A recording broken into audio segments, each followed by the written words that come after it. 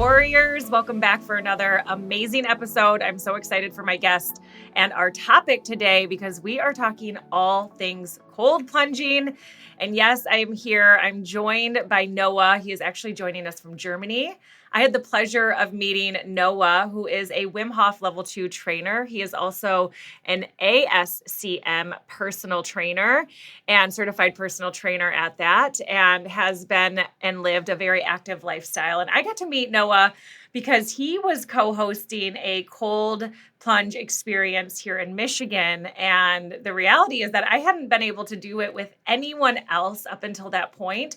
And being able to also join in to someone who feels like a mentor to me, although I've never done any of his personal trainings and Wim Hof, really excited me. And when I went, it was pure love. It was truly guided exceptionally. And I've been craving to get him on the episode and in front of all of you to tackle this topic of cold plunges. And for those that know me, you know how much I love the advantage that cold plunging brings into our life, into our bodies, mind, body, and spirit. And so, Noah, welcome to the Wellness Warrior podcast. And thank you for bringing your wisdom. Is there anything that I missed in your introduction that you'd love for our listeners to know, to have context as we get into our conversation today? First of all, thanks for the intro and thanks for having me. I'm really excited to be on the podcast. I don't think you missed much. I guess I call myself like an endurance specialist, strength training for endurance athletes. But for the past 5 years, as you noted, I've been going very deep into the Wim Hof Method, doing cold exposure, breath work, and incorporating that into like a full perspective training method so that it's not just running and lifting weights, but we also get some spirituality and mental health involved as well. And I guess I can add, I did the precision nutrition certification 4 years ago, I think, as well. So trying to have a full package. I love it. Those are all passions of mine. I always say I leave the certifications to others. I'm the gatherer. I also joke that I get the PhD from learning from humans like you and sometimes Google too. Now we've got AI in the mix. So, we're all like beyond GED level learning if we choose to be. And I'm curious because for me, where my cold plunging really took. So when it went from something that I wanted to experience, and I did it in community. In fact, I did it after a previous client of mine. I did hair behind the chair. And she was actually an athletic director at the University of Michigan. And she taught me about this man who had just really done this incredible feat of swimming in ice water under, the longest ever, and made, hit his world or Guinness Book of World Record. And it was like this big conversation. I was so interested in how this human was able to do it. And it was also while it was being suggested to me to change my relationship with winter, because back then I would commiserate with everybody that I met with and like, oh, it's winter again. When's it over? And so I was always looking for the end. And so that was, the first experience. And then it wasn't really practiced for me until CrossFit. So you said, and I'd love to know how you first got introduced to cold plunging, because for me, we called them ice baths and we did them post competition. We did them for recovery. I didn't call it cold plunging. I knew the mental fortitude was also helping me on the competition field, because when you're able to come back into your breath and into your body, while you're back then again, taking an ice bath. It was something that I realized there was a relationship with, and yet it wasn't really discussed like that. So I'm so curious, how did you get introduced to cold plunging and what made you commit to the practice?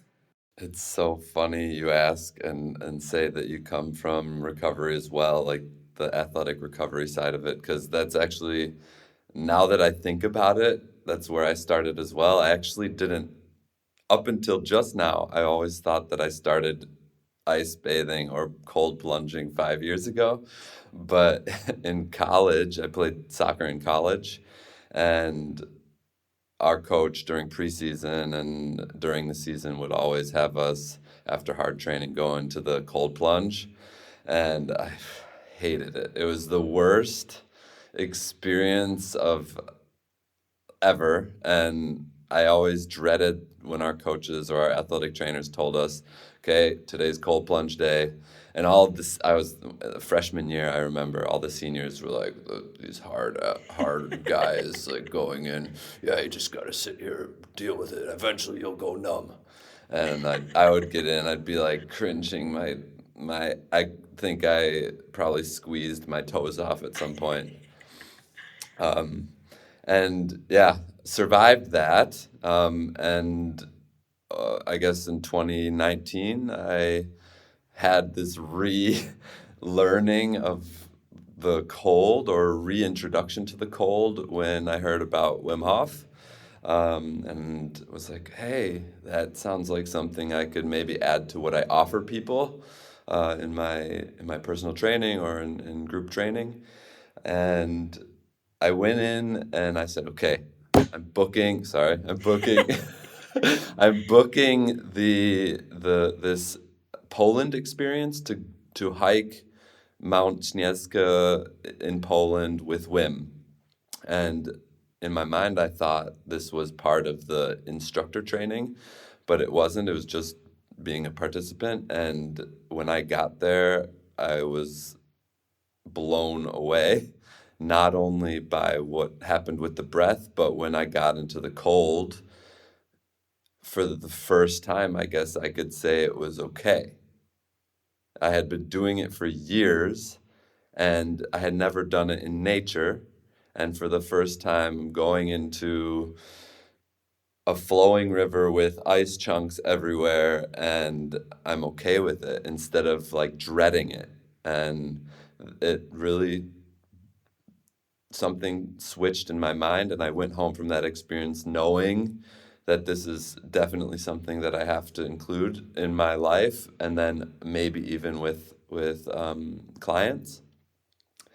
And so I finished the instructor training, or I signed up for the instructor training and went through that, and it's just changed my life completely from going into the cold like the seniors, like this, I can do it, to centering myself, slowing down, and really feeling what it's doing for me. There's the physical side, and now also this beautiful mental side, which I have fallen in love with. And that's why now in the wintertime, my main business is helping people overcome similar things to me or fear and going into the cold.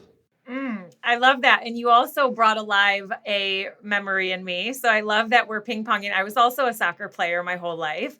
And I sprained my ankles. Actually, the first time I ever sprained both of my ankles simultaneously, I was 9 months old. Oh nine no. months old. I had just learned to walk and I was at the playscape at McDonald's and I jumped off following some big kids. And so I had two sprained ankles, and that has over time made them have a higher propensity for injury.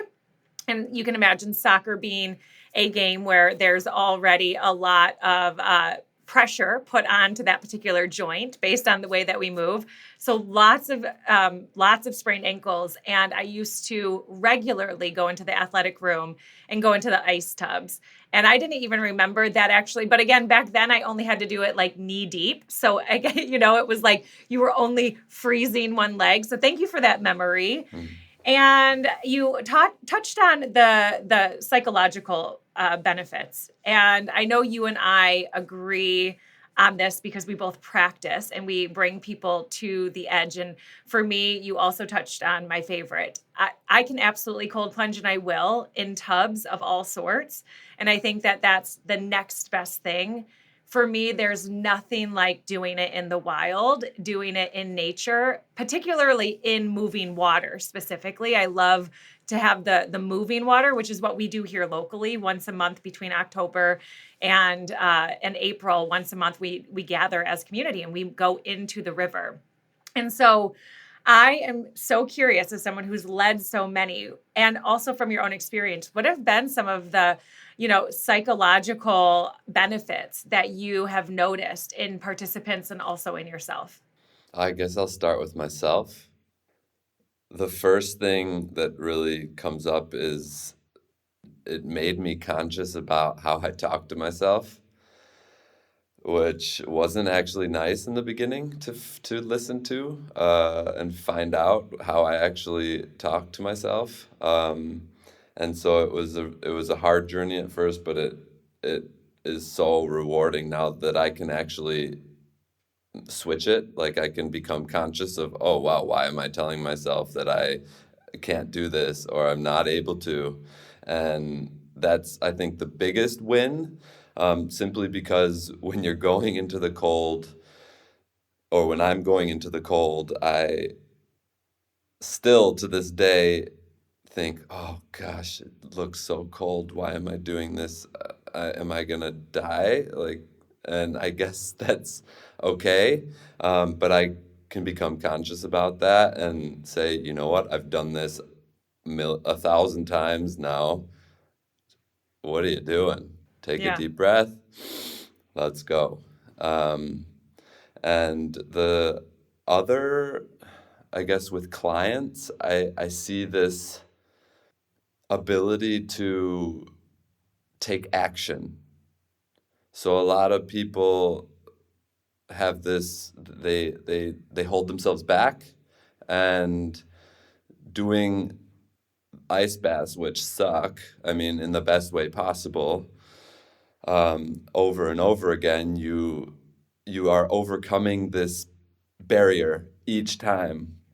And it's really beautiful to see people that I've been working with for years who have come to multiple workshops just see how not only is getting into the cold easier, but they their business is going better. They have a life partner now because they overcame the fear of talking to others just because of getting into the cold. And I could go on, but I think you get the picture.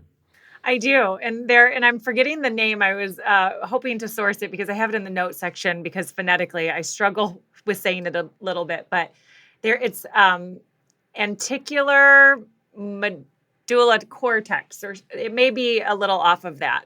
And it's a part of our brain. So forgive the warriors, forgive me. You can also fact check. Um, and there's a part of our brain that grows. It's the only part of our brain that continues to grow even as we age when we do something we don't want to do. And so, of course, there's a benefit because even the night before I'm hosting people, and I'm sure you feel this too, you're not only like, you're like, why do I do this? Like, especially, I love to pray for snow. I love to do it in the snow in the wilderness. It's my absolute favorite. And I also will like look out at the snow and I'm like, what are you doing? And every single time I do it, I feel elation. I feel, again, the hormone release can't be bypassed even if you want to. The dopamine release isn't going to change, and being able to also strengthen the brain. So I would love to know, what do you find some of the biggest misconceptions are around cold plunging? Ooh, biggest misconceptions. Well, I this is kind of a double-edged sword. Uh, the danger. I think a lot of people have this misconception of how dangerous it is, but it should be respected. So that's why I call it a double-edged sword. I think there's this, at least I think mostly it's here in Germany, because I mean, as kids in Michigan, we grow up in the cold as well, but it's, I don't remember my mom or my grandma always like zipping me up tighter and making sure my neck is protected before I go outside. I know they always said just be aware, but I don't like have this memory. But here, there's this cultural drive to protect yourself and like don't expose yourself to the elements, and it starts at this the youngest age. My daughter in daycare, I had to tell um, the ladies running the place to stop making my daughter put on her jacket before she goes outside. If she doesn't want to, please just take it with her and let her decide when to put it on. And they've actually gotten behind it. They hate it because all of the other kids want to do it as well. And some of the other parents are not on the same level as myself and my partner. But it's like just it actually makes life a lot easier because I'm not fighting with my daughter about putting her jacket on for 10 minutes before we go outside. I'm like, okay, then I'll just take it with us. Let's go. And yeah, so I think I lost track of the question there, but can you remind me? Yeah, no, you actually answered it perfectly because I loved that your response was that it isn't like there's a lot of fear, and yet the cold is to be respected rather than feared. And it is such a truth. And we start every one of our cold plunges with a story that happened here locally because a nearly 70-year-old man fell through the ice. He was in for nearly an hour. He wasn't expecting to be, and nothing happened. And it was frigid when he fell through the water. And we hear these stories robustly. And yet there is this old wives' tale of like, you're going to catch a cold if you get cold, right? It's a misconception. And it's to be understood that if you have long-term exposure to a lower body temperature, you can have reduced immune function. This isn't something that we're talking about like this is when we're reaching, extremes. And so it is to also be respected when we're entering the water to ensure that we're not jumping through a hole in the middle of a lake where we don't know where the bottom is. Like there are, what we want to Safety. call common sense safety things. So I would love to know, when people if you were dealing with a beginner or you're giving best tips, best practices, if someone was going to go explore this, because I do believe it's something you can explore on your own. I think if you're going into the wild, if you're going to go into a body of water that's unknown, there are safety parameters to consider. However, I believe that you could start with as much as a cold shower, which, by the way, I feel is far more aggressive than ever submerging. Like I have such an aversion to cold water hitting me that I get so angry. However, people can choose to begin however they see fit. And so I'd love for you to, walk with someone. What are some things that from your experience will really help them if it's their first introduction or if it's their 1,000th cold plunge? Start slow. Get to know, like, I guess the best coaching I could say is treat it as if you're getting to know your body. You're meeting your body for the first time in a different setting.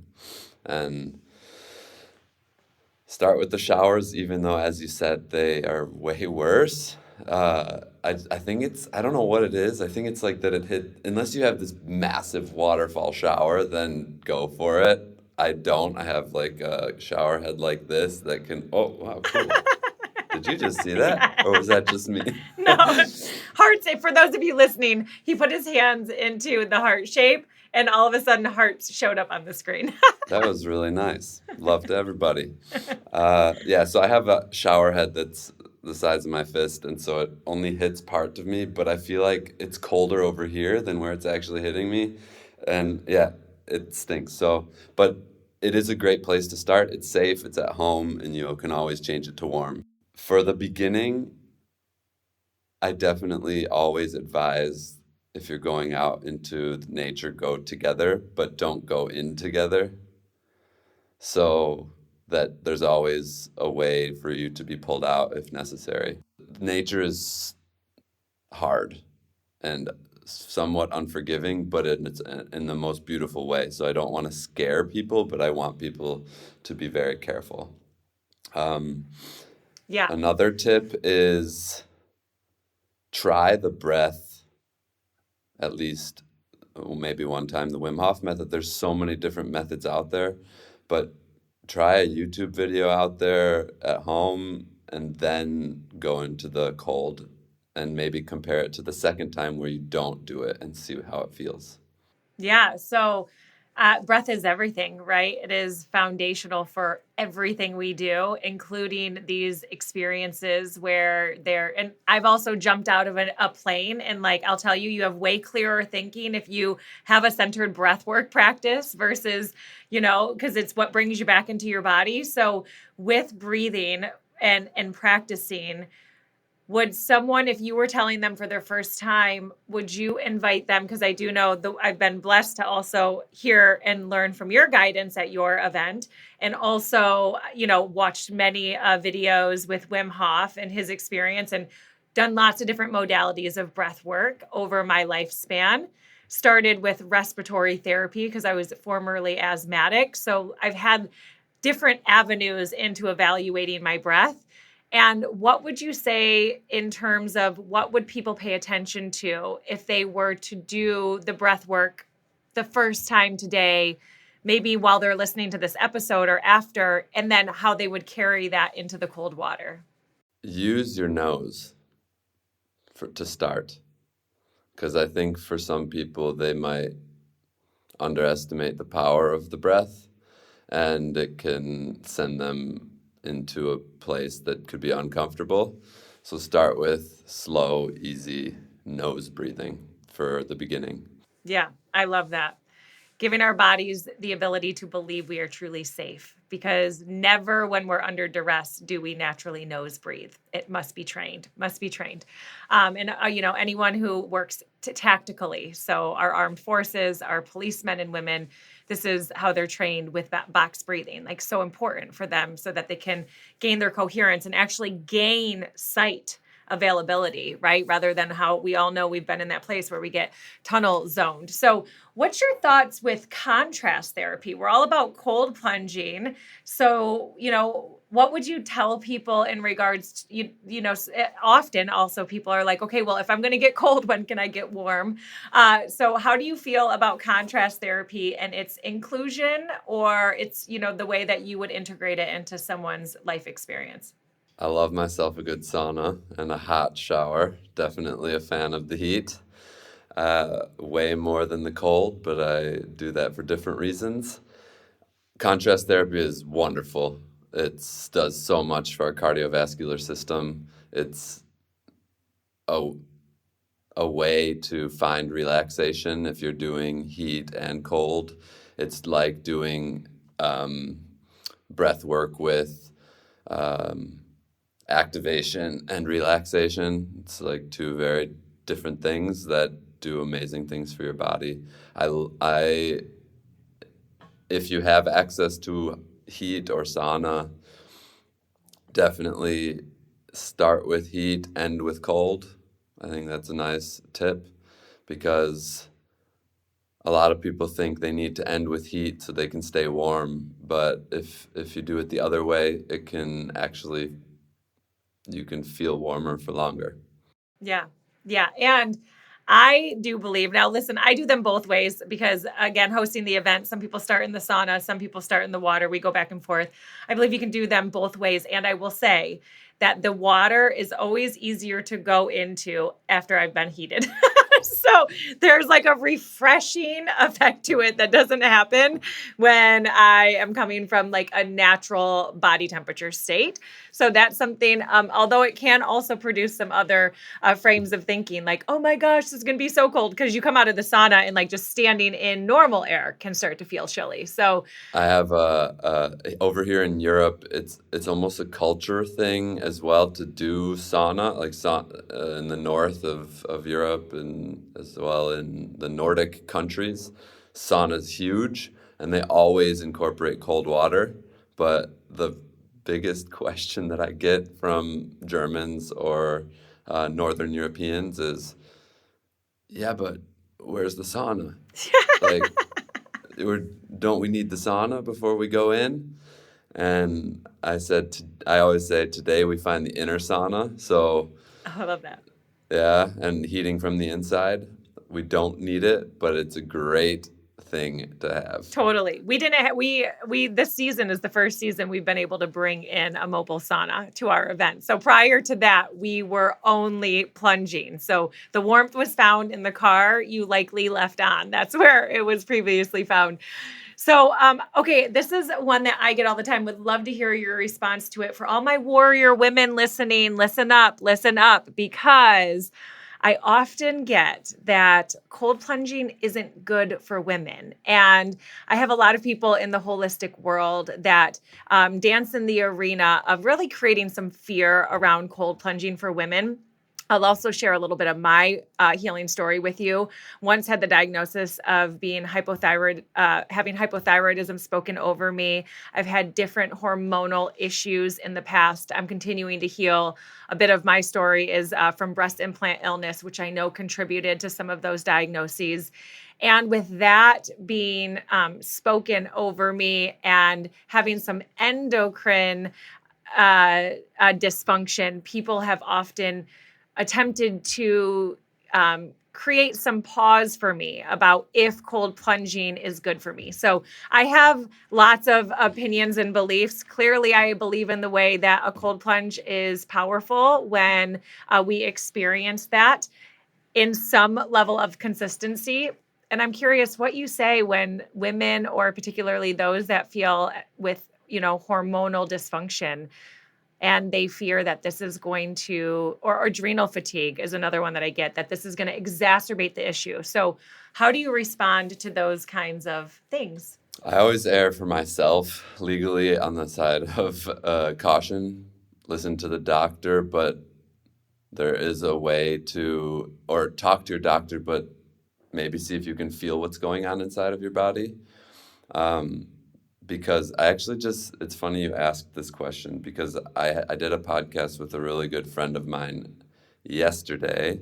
She's a powerhouse trainer here in Europe, and she has focused now all of her energy to become the best women's coach in the world. She's well on her way. And we had a short talk after the podcast, realizing that we have to do another podcast just about ice bathing and cold exposure for women. And I'm really excited. I don't know when we'll do it, but basically, for me, all of the research is done on men, and this is a big issue, and I'm aware of this issue. So the research that I am reading and use in my workshops, it's all based on men, and this is it just needs to be said. And the issue is starting to be resolved slowly but surely, because science is very slow. But what she did tell me is there is now new research that just came out that if women are starting to track their cycle, that there are certain times during the phase, it's not the same for every woman, but there's like a magical time between day 9 and 12, I think, that is optimum for women. It's ovulation, she told me, the ovulation phase of, or section of the phase. Um, is the best time to go into the ice once or twice or 3 times on each, or not 3 times on each day, but once per day on those 3 days or so. Yeah. I mean, I am a huge, so this is and by the way, nothing on the Wellness Warrior podcast is medical advice. So disclaimer for all that everything that we discuss is from personal experience, knowledge that we've learned from our own journey and that of coaching or participating in others' lives too.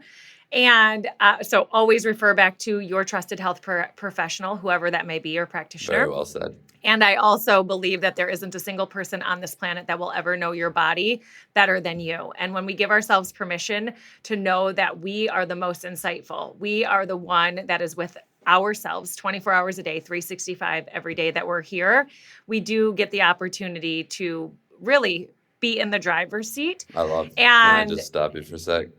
I'm going to take notes on that. I love the way you just said that.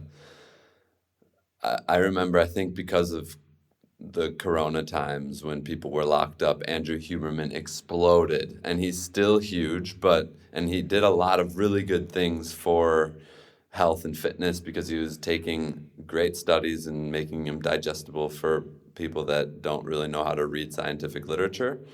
But then it started becoming like the higher than the Bible, like more, and like just do what Andrew Huberman says and I'm going to be healthy, rather than feeling what's going on inside of our bodies. And I was guilty as well. Like I was like, oh, I'm gonna wake up and I'm gonna look at the sun, and then I'm drink my whatever every single morning, and I have like an hour and a half before I can even do anything else. And it becomes pretty ridiculous. And I think it was like 2 or 3 years ago, I was like, I'm not listening to any of this anymore because it's taking me outside of my body.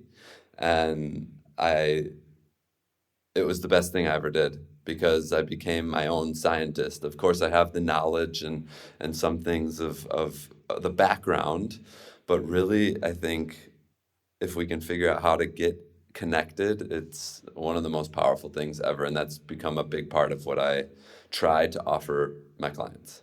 Yeah, absolutely. And as a woman who tracks her cycle, and I believe that tracking our cycle, because again, men are 24-hour cyclical beings, females are approximately 28-day cycle human beings. So we do have significantly different fluctuations in our hormones and what's happening within our body. And so, again, I host an event.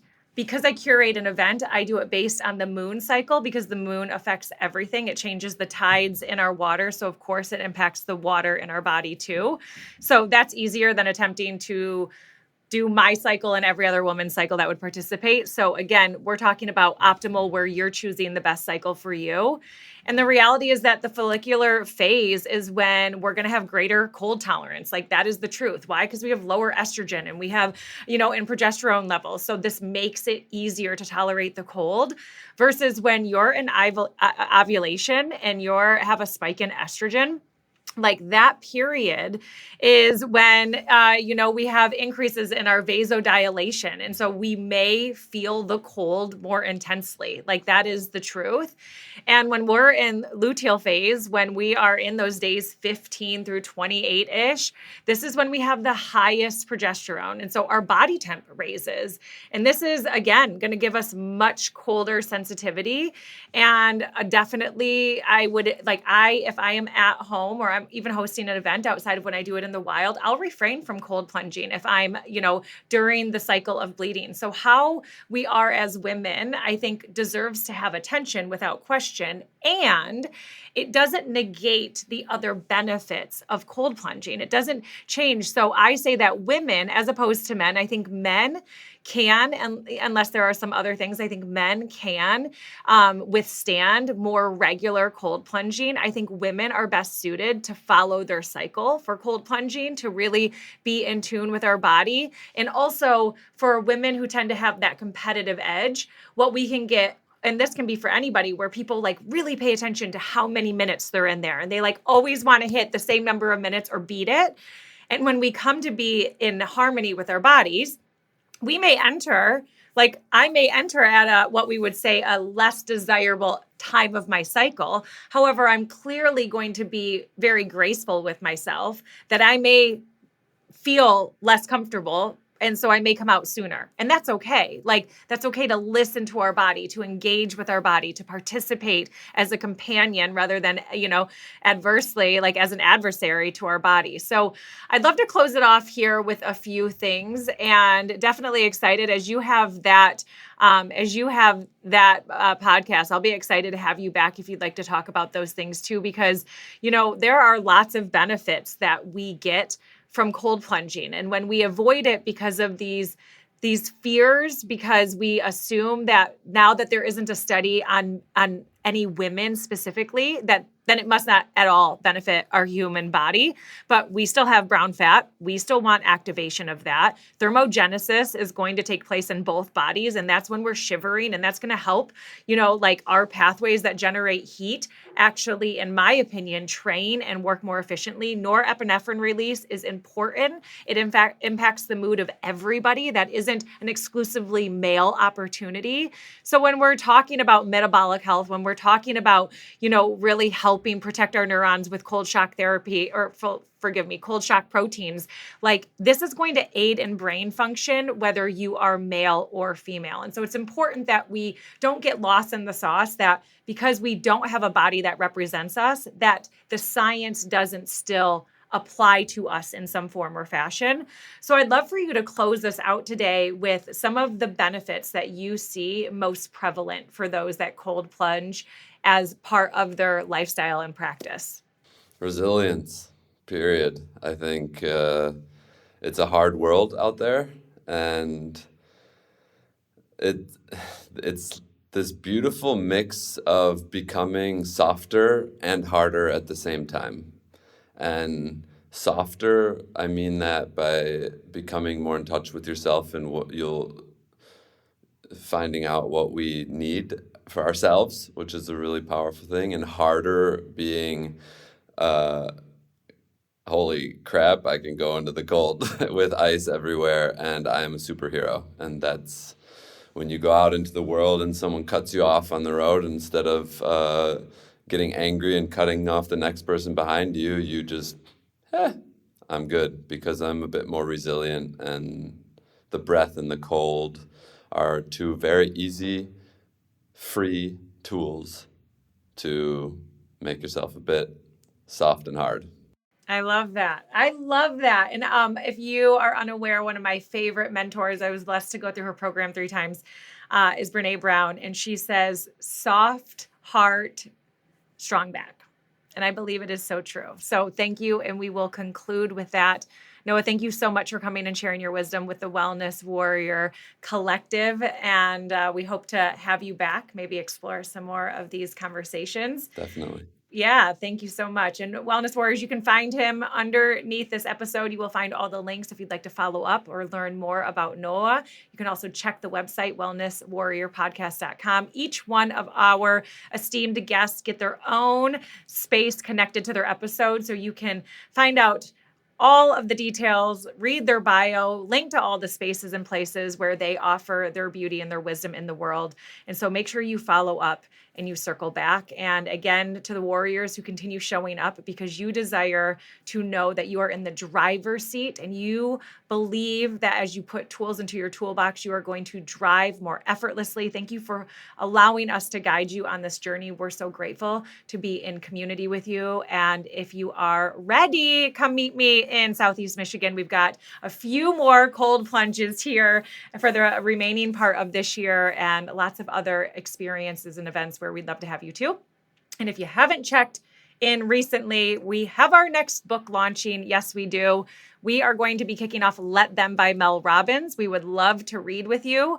If you are unaware about our book club, we read every single week and we assign or allocate. It's a shameless assigning, meaning you can come if you haven't read a thing. And we give a summary. We meet every week, weekly, 8 p.m. Eastern Standard Time in a social audio space. So your face doesn't need to be seen.